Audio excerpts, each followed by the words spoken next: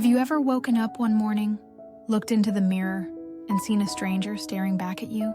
Someone who still goes to work on time, still smiles, still gets everything done as if it's the most natural thing in the world.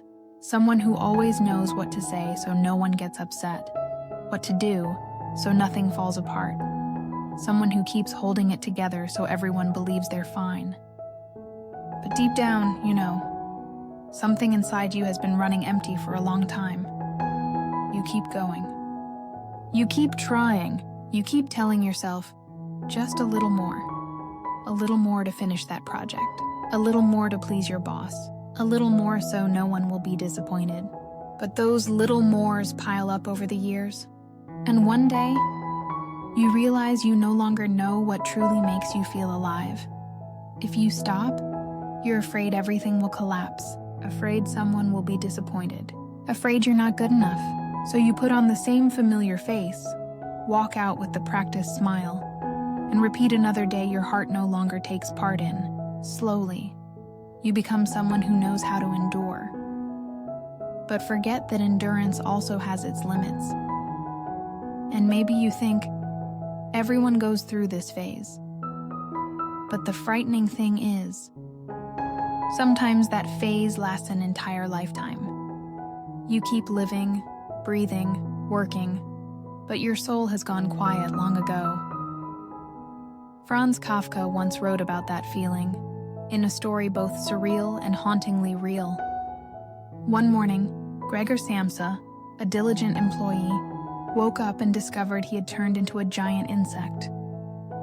The first thing he thought wasn't, "What's happening to me?"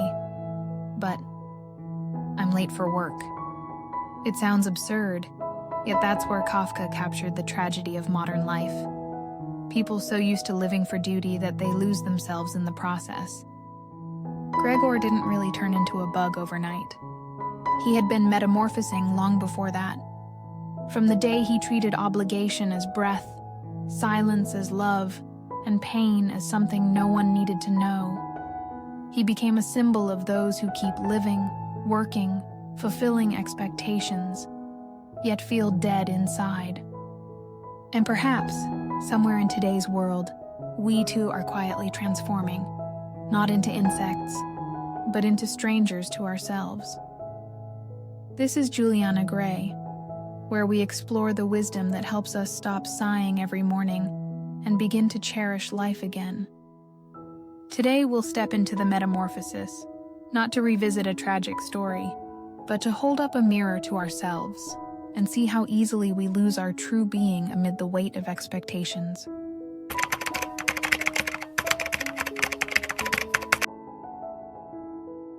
People only care about how high you can fly, not how tired you are. Gregor Samsa woke up before dawn, as he always did. It was his habit.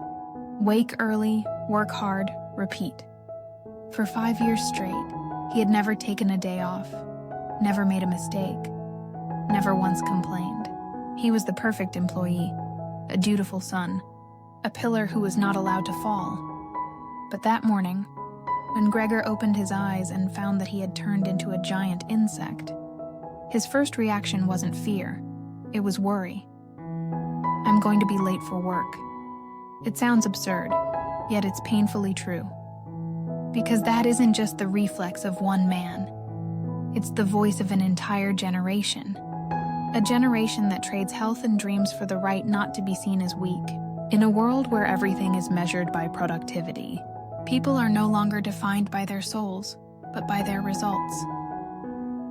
The older we get, the clearer it becomes.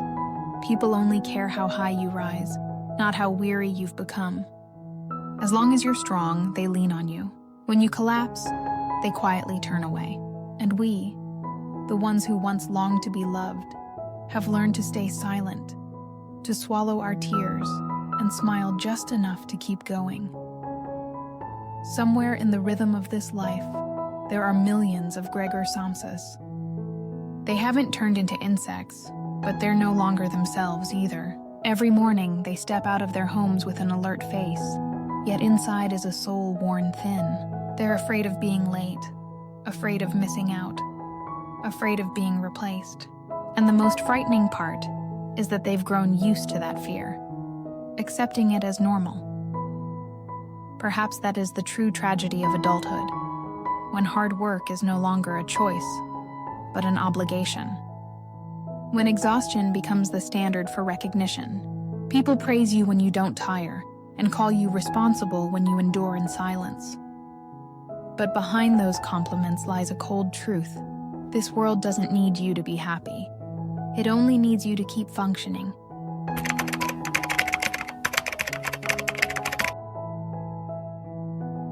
There are burdens no one asks us to carry, yet we are the ones who bind ourselves to them.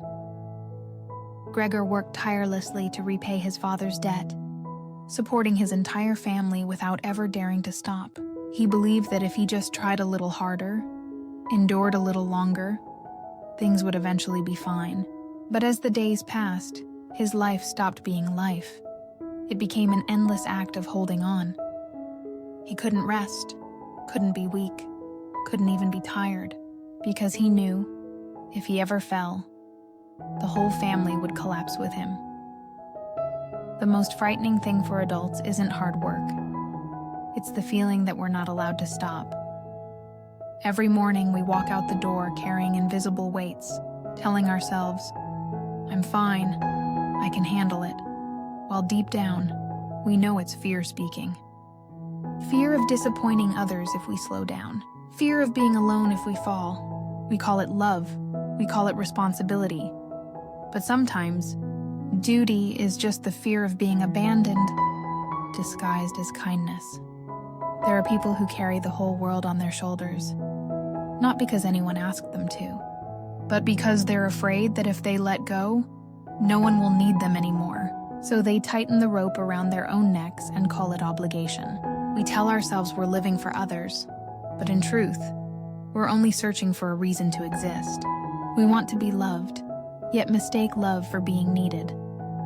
The older we grow, the more we turn ourselves into pillars that must never fall.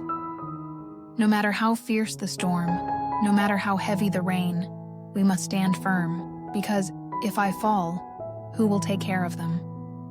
And in that belief, we fail to notice how we're cracking a little more each day. Others lean on us, but we have nowhere to lean in return. In the Metamorphosis, Gregor never blames anyone. He endures quietly, believing that sacrifice is love, that silence is care. But the price of holding on too long is a soul that runs dry, a heart that forgets how to feel. No one can love a person who has forgotten how to love themselves. And perhaps the greatest tragedy of adulthood is not being hurt by others, but becoming prisoners of the very ideals we once thought were noble. We don't need anyone to lock the door, because we are the ones who lock ourselves inside the room called duty. And one day, we look around and realize we lost our freedom long ago, not because someone bound us, but because we never dared to let go.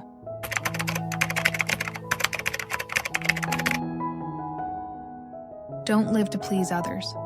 There's a saying, manipulating others is a sin, but living under their expectations is a tragedy. Gregor was once his family's pride, their provider, their light. His parents loved him because he was hardworking, selfless, dutiful. But the moment he turned into an insect, that love changed its color, from pity to fear, from fear to rejection. His father grew furious, his mother panicked, and his gentle sister, the one who once cared for him most, was the first to wish he would disappear. That is not just Gregor's tragedy. It's the tragedy of everyone who spends their whole life trying to please others. As long as we meet expectations, we are loved. But the moment we fail to please, we become a burden. That kind of conditional love is the sharpest blade, slowly cutting away the self. In real life, we live much the same way. We fear disappointing our parents, so we choose the safe path instead of the one we dream of. We fear our boss's disapproval, so we work until we break, even when our hearts are already exhausted. We fear being abandoned by those we love, so we keep reshaping ourselves to fit their ideal. We fear so much that we forget how to live as who we are. At first, we call it love, but over time, we realize it's fear. Fear of rejection, fear of being left behind, fear of being forgotten. We think we're sacrificing for love, but in truth, we're shrinking ourselves to fit into someone else's mold. And when they change, when their expectations shift, we are left empty, not knowing who we are anymore. We live in a world where other people's approval has become the measure of our worth. Every compliment lifts us up. Every criticism tears us down. Slowly, we stop living to experience life and start living just to be accepted. Like Gregor, we quietly transform to please everyone around us, until one day we realize we've lost our true form long ago. But real love never asks you to change your essence, because if you are only loved when you're right, that's not love, it's control. People may love you today and turn away tomorrow when you no longer meet their expectations. Yet if you love yourself deeply enough, you'll understand. Your worth has never lived in someone else's eyes, but in how you see yourself. Gregor never understood that. He still tried to crawl out of his room, desperate to be seen, to be forgiven, but everyone only stepped back in silence. And in that moment, he realized that conditional love is not love at all. It's a beautiful cage of loneliness. Don't let yourself live in that cage. Because if you must lose yourself to be loved, then that love was never meant for you.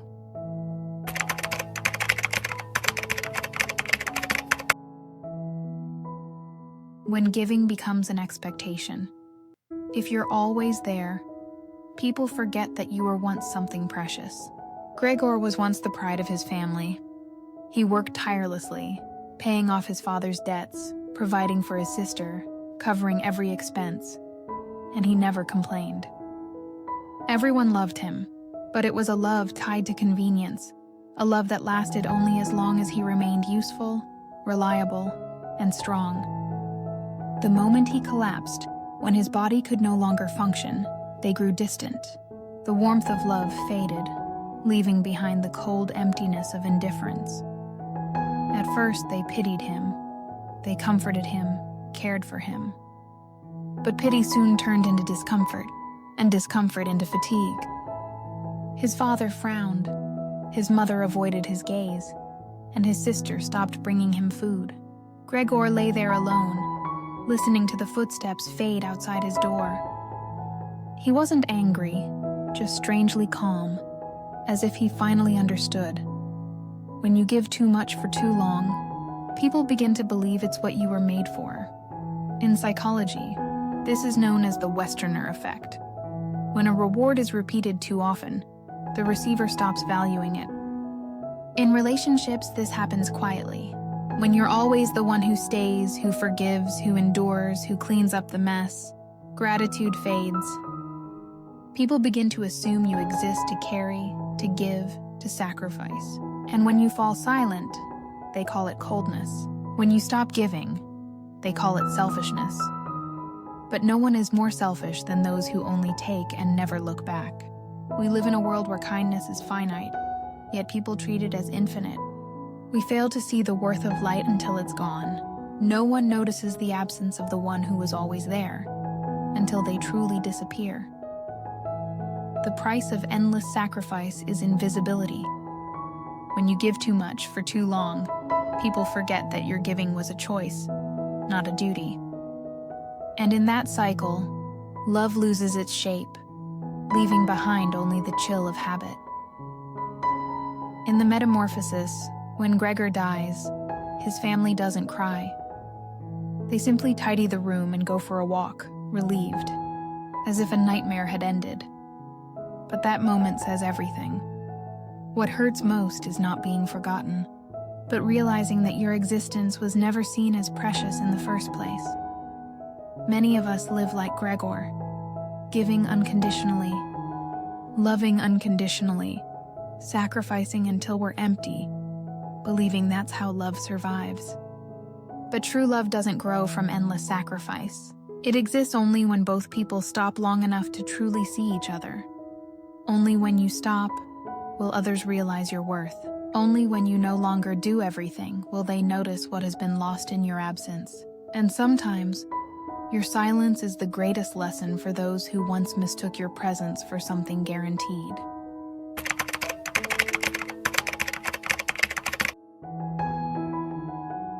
Never overestimate your place in anyone's life. Don't try to be the hero in someone else's story.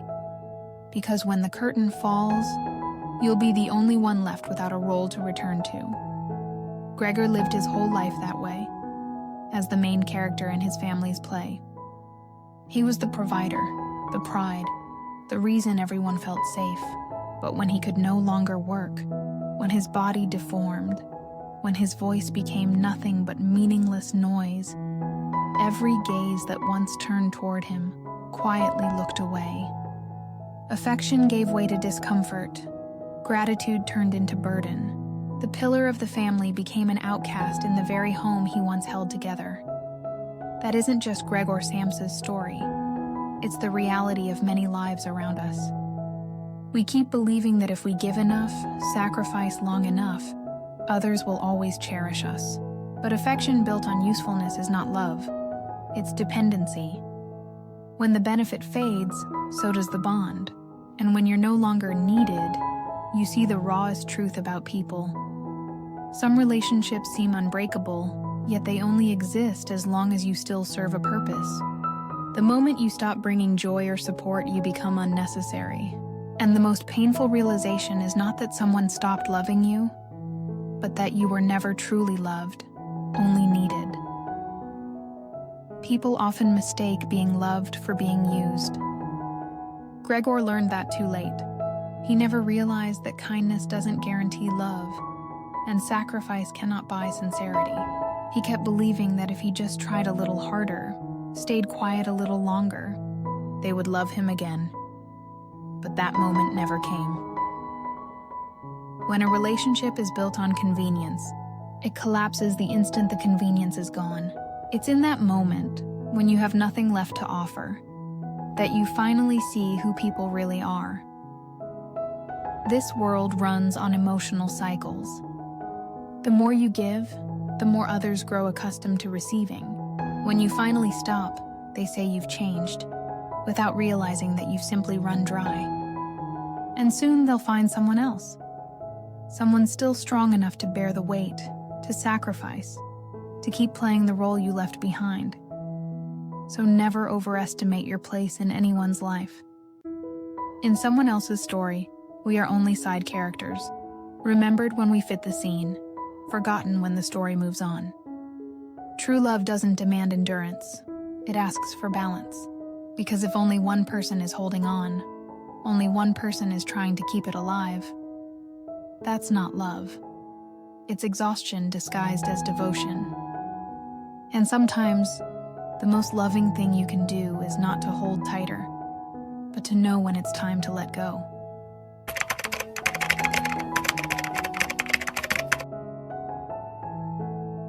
It's not the job that traps you. It's the fear of being replaced. Gregor was once an exceptional employee. For 5 years straight, he never took a day off, never made a mistake, never uttered a single complaint. He worked like a flawless machine, as if one missed beat would make his whole world collapse. Even when exhaustion hollowed him out, even when each morning felt like dying a little more, he didn't dare to stop. Not because he loved his job, but because he feared that without it, he would lose his worth. His work didn't just sustain him, it imprisoned him. A gilded cage, polished on the outside but suffocating within, and that cage wasn't built by anyone else. He locked it himself with one word: stability. He believed that if he just endured long enough, everything would be fine. But sometimes, stability is simply another name for postponed fear. Today, countless people live like Gregor, trapped inside their own golden cages. They fear quitting, fear risk, fear starting over. They know they're tired, yet still say, "I'm fine." They stay, not out of passion, but out of fear. Fear of being left behind. Fear that if they stop, they'll no longer matter. But life doesn't reward endurance. It quietly takes away the best parts of us, until we can no longer recognize who we've become. We chase safety, but lose peace. We cling to stability, but let our souls rot in silence.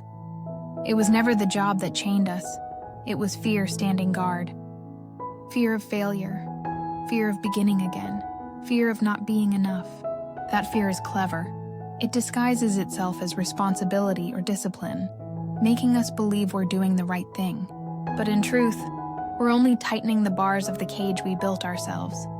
Each day a little stronger, each year a little smaller. Gregor never left his job. He chose to endure until both his body and soul became unrecognizable. And the cruel irony is this: the world went on. The company kept running. Only he, the one who had strained to hold everything together, disappeared without a trace. Safety is not happiness. Sometimes true freedom begins the moment you dare to change, because no cage is strong enough to hold a person who finally decides to open the door and step out.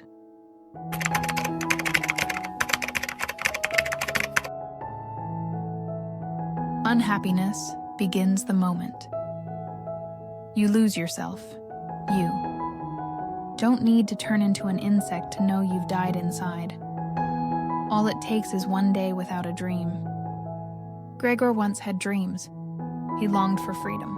He believed that if he could just endure a few hard years, one day he would finally live for himself.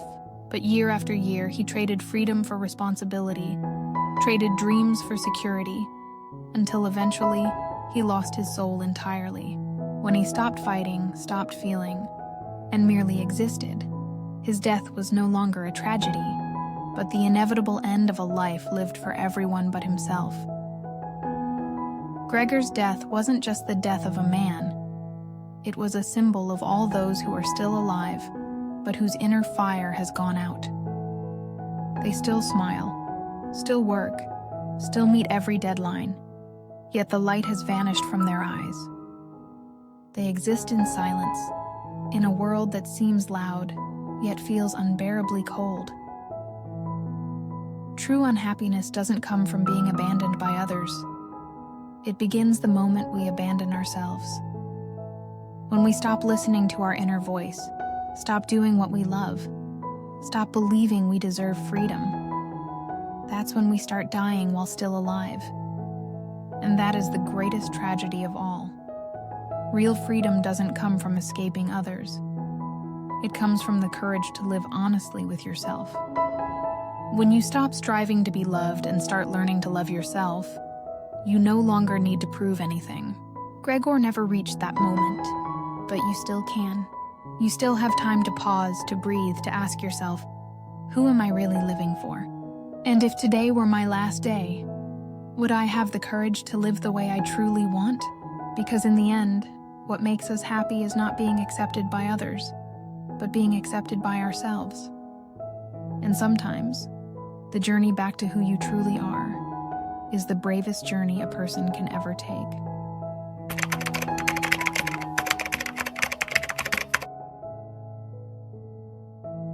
Live in the light that is truly yours. Gregor Samsa is not just a character in a story. He is a mirror reflecting millions of people who live each day trying to please the world. People who still smile, still go to work, still finish everything on time. Yet somewhere inside, a part of them has quietly died. They once had dreams, passions, a longing to live freely, but over time, expectations and responsibilities tightened around them like a rope until they forgot who they were. They call it living well, but in truth, they are merely existing, obediently, within invisible walls. Then one day, we realize that every effort to be accepted has only led us further away from ourselves. We chase the approval of others so relentlessly that we forget the light within our own hearts. We long to be loved, to be praised, to be seen. But in exchange, we abandon ourselves. Gregor died in silence, but in reality, he had died long before. the moment he stopped dreaming, stopped fighting, stopped living for himself. We spend so much of life seeking validation from the world, only to discover that the world we truly belong to has always been our own. When you stop living to be loved and start living to be yourself, that is when life truly begins. Because freedom doesn't come from escaping others. It comes from the moment you dare to step out of the cage you built for yourself. Thank you for staying until the end. Take a moment, breathe, and ask yourself, today, who am I really living for? This is Juliana Grey, where we learn together to live in the light that is truly ours, so that each morning when we wake, we no longer need to struggle to make others happy. We simply learn to be a little gentler with ourselves.